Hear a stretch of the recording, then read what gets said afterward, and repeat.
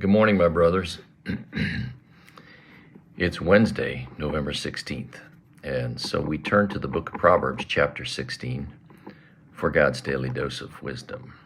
And verse 17 this morning popped off the page, and it reads like this: "The highway of the upright is to depart from evil. He who watches his way preserves his life."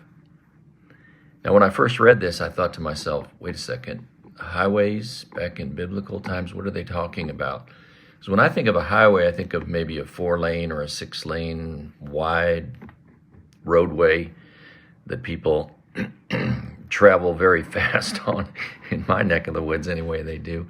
And so I looked it up, and in fact, it's a reference back to Isaiah chapter 35.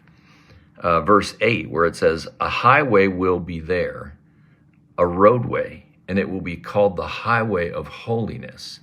The unclean will not travel on it, but it will be for him who walks that way, and fools will not wander on it." This is from a section in Isaiah where they're talking about the blessed day of the return of Zion, when they come back to Jerusalem. And it's after the ransoming or the redeeming of the nation of Israel. And so it got me to thinking about our redemption and the path that the Lord puts us on as a result of that redemption. And the path is that we depart from evil. We leave the old ways behind. The old man is dead. And we are on a different way, a highway, a raised way, a wide, well-traveled roadway that is an easier way to go than the way that we were going.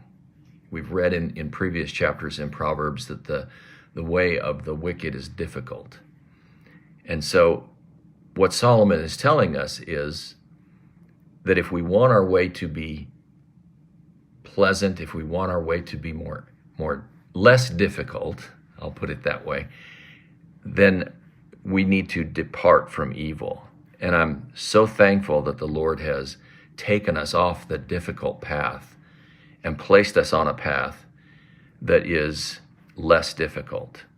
As long as we keep our eyes and our hearts and our intentions focused on our Lord, then the wind and the waves can come up and blow and surround us, and we will not perish as long as we keep our eyes on Jesus.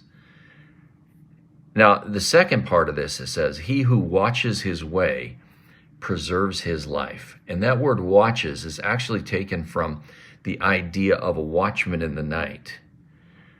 Somebody who is examining or keeping watch over their way or the direction that they're going, the walk.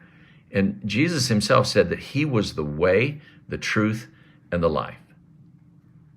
And so it got me to thinking back to what Jesus is talking about. You know, the redemption of Christ puts us on this way, and Jesus himself is the way.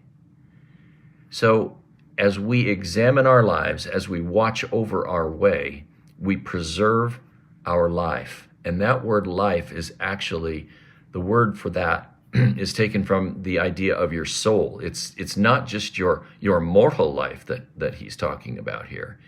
He's actually talking about the preservation of our soul.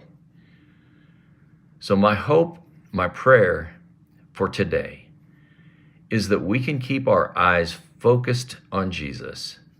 So no matter what wind and waves come up against us, no matter what the world would try to present to us, no matter what obstacles the world or the enemy would try and place in our path, that we have departed from that evil way and we take the way that the Lord has placed us on, a highway, a less difficult way, a way that's going to get us to our destination more quickly. Now, I know this is in contrast to what Jesus talks about, that narrow is the gate and few there are that find it. But even though there's a narrow road It's still a highway as long as we keep our eyes focused on the Lord. My brothers, I love you, each and every one of you, and I hope you have an awesome day. Go out and make a difference in someone's life. God bless.